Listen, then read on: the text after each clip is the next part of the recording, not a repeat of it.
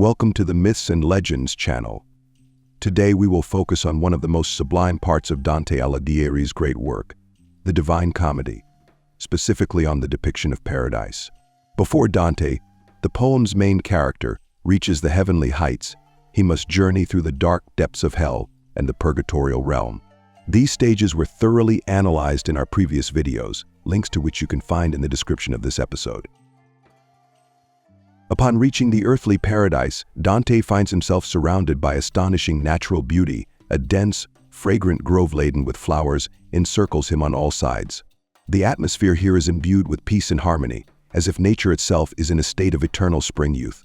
Strolling through these paradisiacal realms, Dante notices a young woman who seems to be seamlessly woven into this wondrous landscape.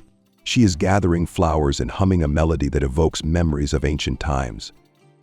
This woman becomes his guide through the history of the world, telling him about a time when a golden age once reigned in this place, an era when the first humans lived in perfect harmony with nature and God.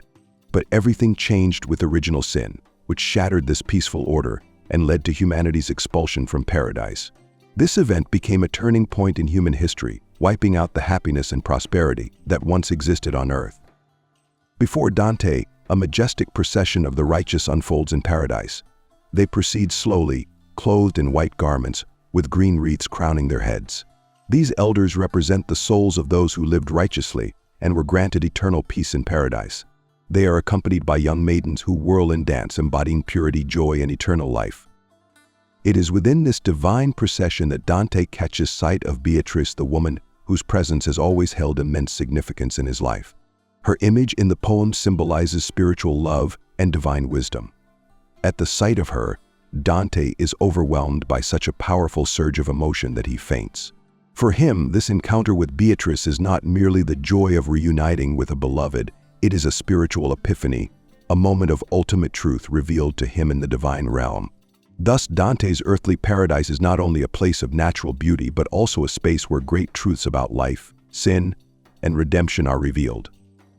When Dante regains consciousness, he finds himself immersed in the waters of the Lethe River, a symbolic stream in which all sins and memories of them are washed away forever. This moment marks the purification of his soul from all negativity and sin accumulated during his journey through hell and purgatory. Then, along with the righteous Statius, Dante immerses himself in the waters of another river, the Eunoia.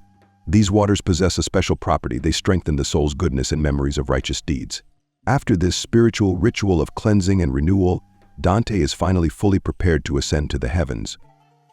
However, despite all his purification, Dante, as a man who did not receive baptism in life, cannot continue his journey with Virgil, his guide through hell and purgatory. Virgil, a representative of the pagan world, leads Dante to the gates of paradise but cannot enter himself. Now the hero must go further under the guidance of Beatrice, his spiritual mentor and symbol of divine love. She inspires Dante to profound repentance and helps him take the final step on his path to the highest spiritual realm. As they ascend to heaven, they are accompanied by a majestic procession of 24 elders, biblical prophets, embodying wisdom and prophetic knowledge. Alongside this sacred procession, Dante begins his journey through the celestial spheres.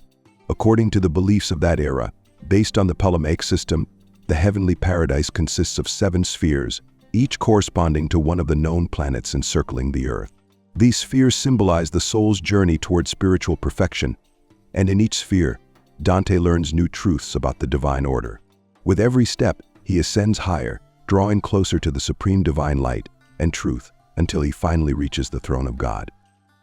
Thus, Dante's journey through paradise is not merely a physical ascent, but a profound spiritual process through which the hero purifies himself, understands his own nature, and uncovers higher truths of existence.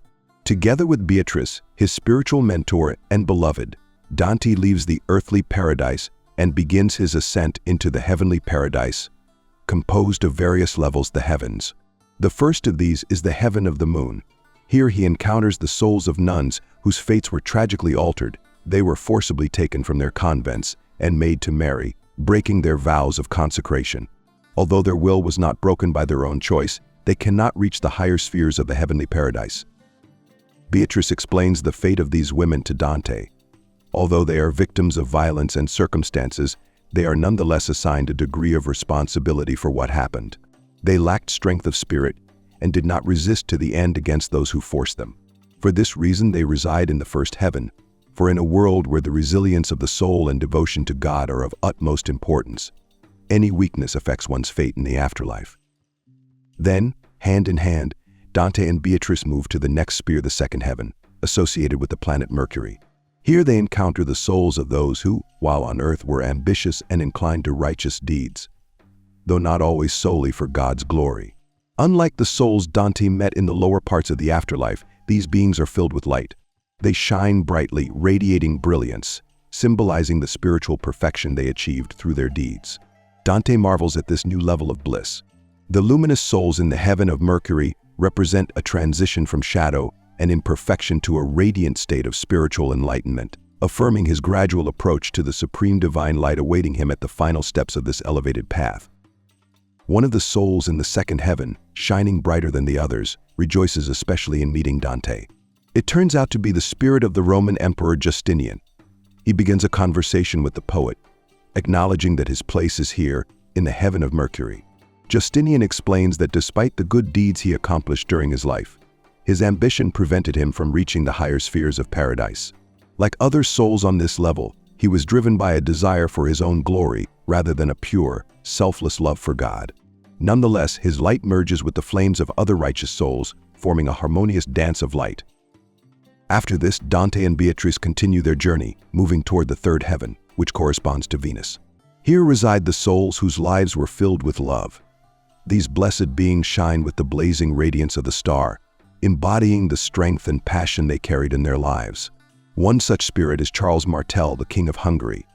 He engages in conversation with Dante and shares his thoughts on human nature. Martel explains that true happiness is possible only when a person uses their innate abilities in the proper field that aligns with their nature and destiny. He warns that if someone born for a military career chooses the path of a priest, or vice versa, it will lead to misalignment and unhappiness. Then Dante and Beatrice ascend to the fourth heaven, known as the sun. Here dwell the souls of wise men, whose radiant forms reflect their spiritual insight and strength of mind. One of these sages is Thomas Aquinas, the great theologian, whose radiance draws Dante's attention.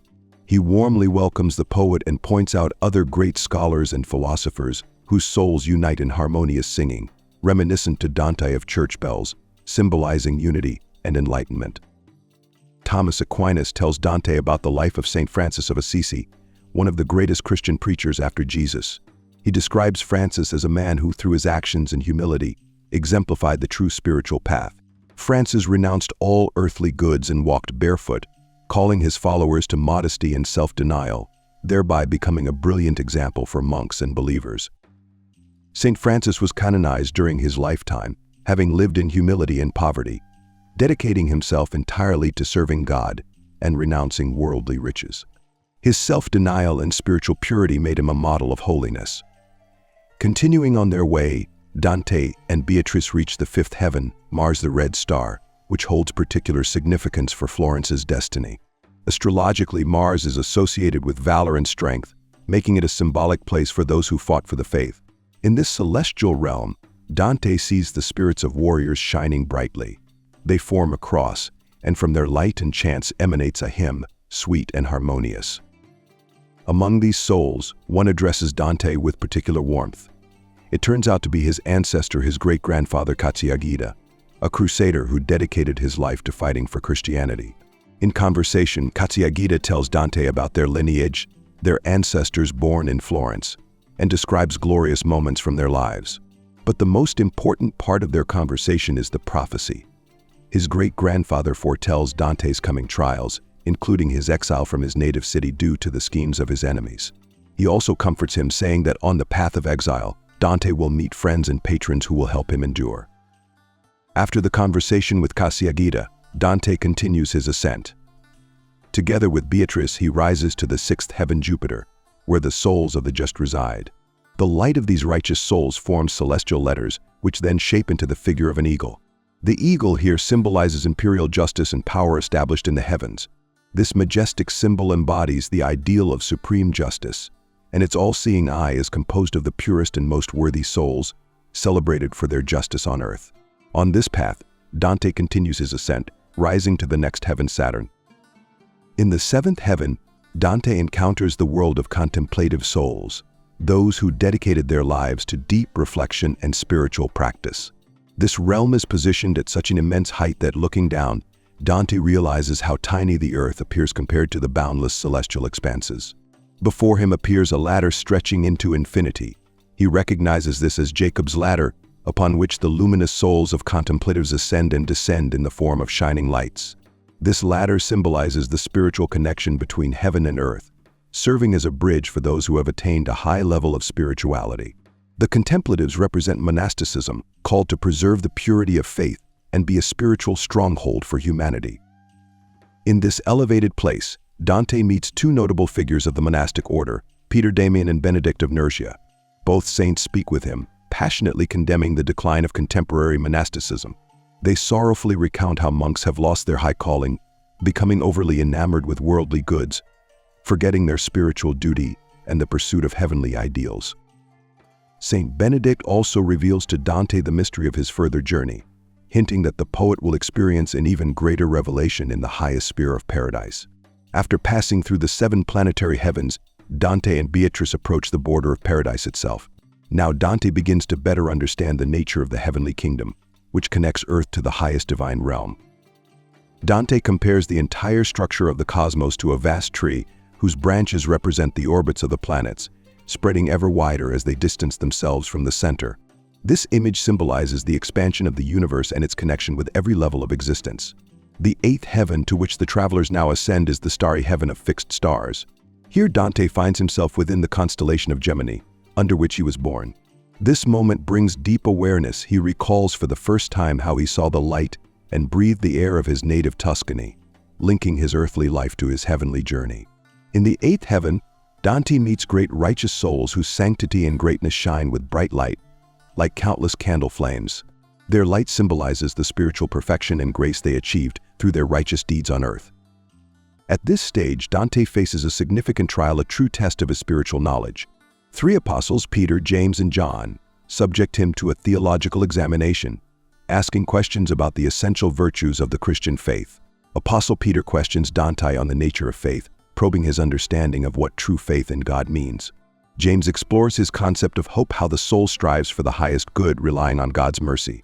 And John tests Dante on love, seeking to understand how deeply he comprehends love for God and others.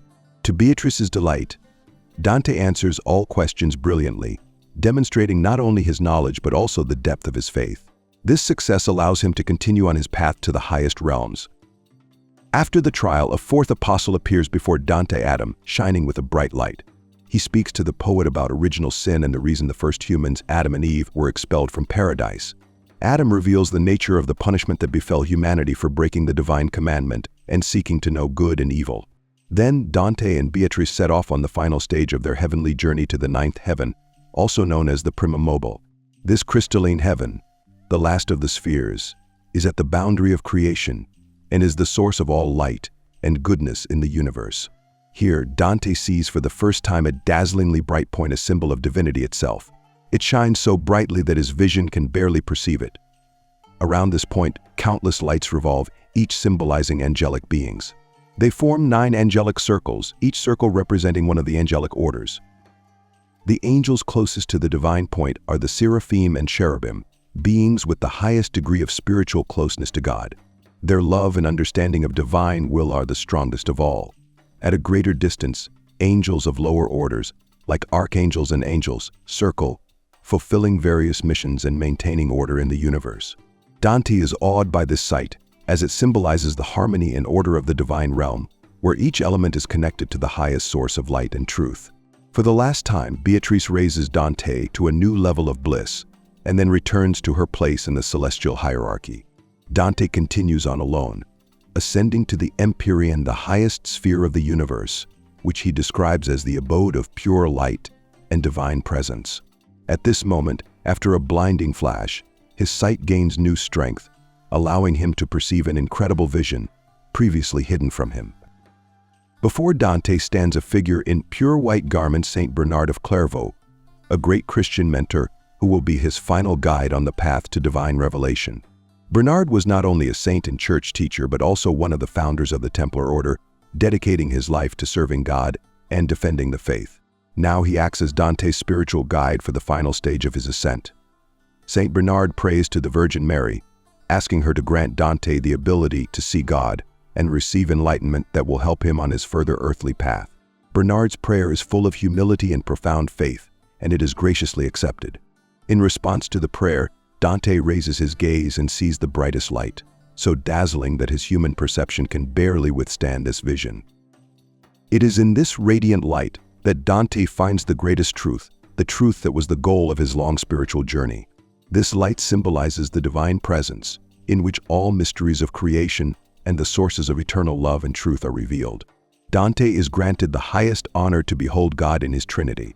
For him, paradise is embodied as a vast white rose, open to the sunlight. Around this miraculous flower, angels, God's messengers, float, carrying with them rays of his divine light. Having ascended from the base of Mount Purgatory, traversed all 9 heavens, Dante reaches the Empyrean, the highest heavenly realm.